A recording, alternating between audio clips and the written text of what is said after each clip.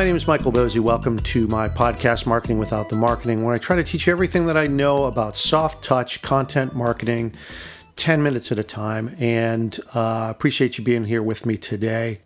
So if you'll bear with me, I've just been thinking about a couple things, making a couple connections here. So I thought I'd sort of interrupt the social media strategy series that I've been doing and just connect a couple concepts. So stay with me on this. So the two things I'd like to connect are Halloween and air travel. Now, like I said, bear with me here because last week was Halloween and it just got me kind of thinking. You know, our neighborhood's really cool here in Boston where really the main street that runs through the neighborhood. Tons of kids are out. All the businesses participate. They make it sort of a fun, safe thing for all the kids to do their trick-or-treating. And actually, there's even an entire street, which spans a few blocks, where they shut the whole thing off and the kids can run around. There's people who do performing, some music, and it's a fun event. It's safe for the kids, and everyone's out, the kids, the adults, and just a lot of fun.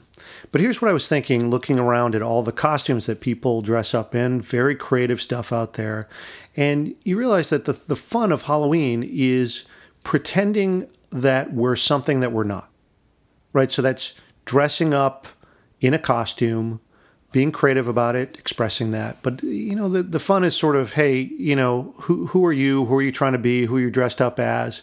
And that's the fun of it, right? Of course, I'm always trying to apply this to how I think about marketing, particularly for small businesses. And I realized that, you know, marketers do this all the time. The impulse is to try to sort of whitewash things, try to amplify things, try to make things sound better than they actually are. And the problem with this, of course, is that when you do that, it just sets up this lack of trust right from the start. And as you can imagine, in today's world, that's a problem. And the reason it's a problem is because, you know, consumers don't purchase in the way that they used to. Before the internet, that is, people were relying largely on what the salesperson would say. Word of mouth could happen, certainly, right? You could learn from your neighbors about a product or a service or someone offering service in your neighborhood. Like, all that was possible. It just was not easy. And it was certainly not easy to do at scale. In today's world, obviously, that's very, very different. Someone, before they reach you and your business, before they start even hearing you and your pitch, they're already quite a bit down the funnel. In other words, they've probably done their research online. They've probably asked about you.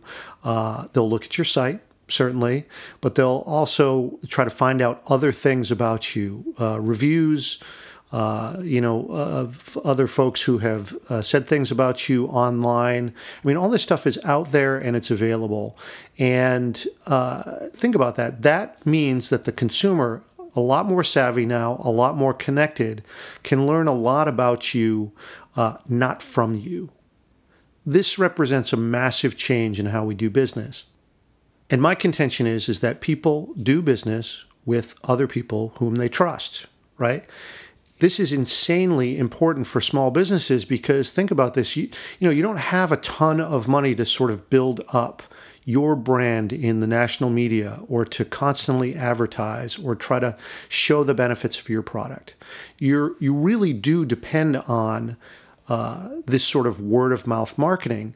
And that means that if you show up when your customer or your prospect already knows a lot about you and you try to tell them something that is contrary to the narrative they already believe, well, you got a problem, right? That's going to be tough because, you're not the most credible person to be talking about your business, but, my friend or, my sister or another family member or anyone who I trust, I'm going to believe them way more than I'm going to believe you.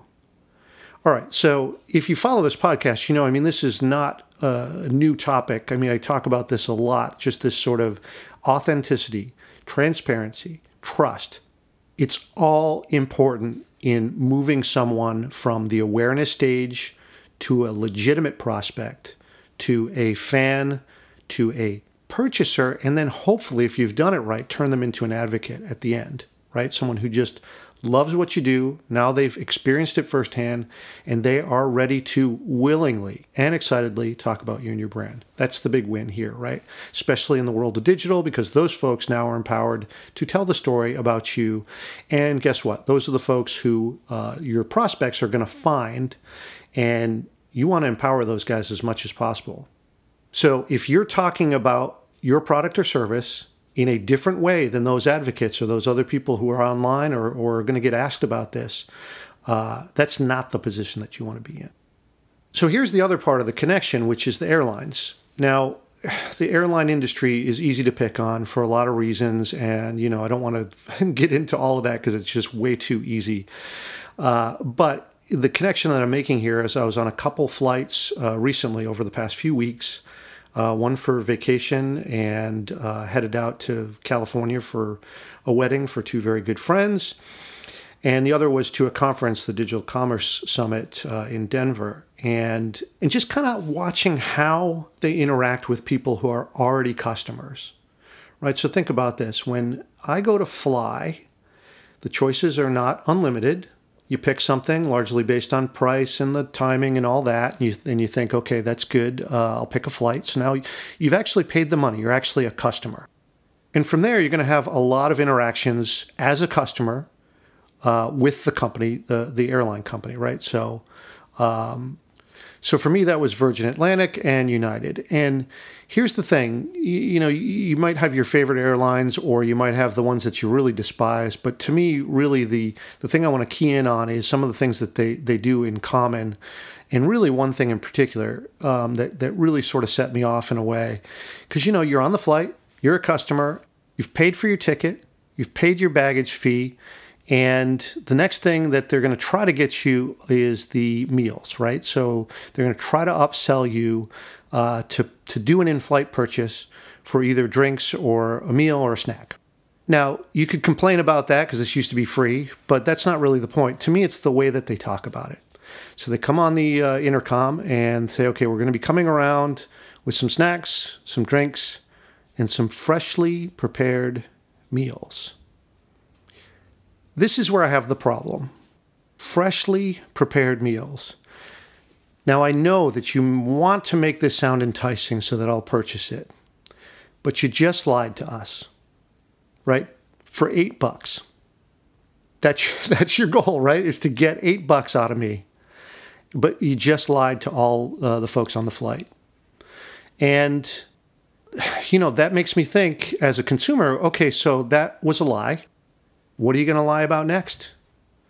Right? I mean, these things are subtle. They're nuanced for sure. But look, you've just set up the dynamic. And now you're in the hole in your trust bank account, if you will, right? You're in the hole. You started from a deficit. Now, what if it were more realistic instead or more genuine? Like, hey, we're going to be coming around. We've got these meals. Look, they're not too bad, but for $8, this is what you get. We don't have the ability to cook here online. We're just going to reheat these things. But look, if you want a snack, if you're hungry, this is relatively cheap. And given where we are, 30,000 feet in the air, like this is not such a bad deal. The food's not going to be amazing, but it's not too bad either. I mean, to me, that seems to be revolutionary.